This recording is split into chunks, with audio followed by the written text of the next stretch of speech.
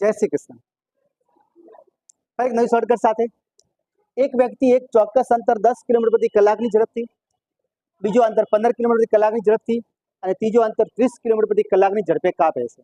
પણ ચોક્કસ અંતર છે, અંતર સમાન છે, તો તેની સરેરાશ ઝડપ કેટલી હોઈ શકે? આ પ્રકારનો દાખલો પૂછાય એટલે 10, 15 અને 30 મૂકી દેવા. ત્રણે ત્રણનો લસા શોધી કાઢો.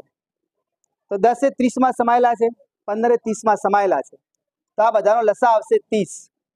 થઈ ગયું. હવે આપણે જોવાનું કે 10 ને કેટલા વડે ગુણીને 30 આવે, તો 10 તરી 30,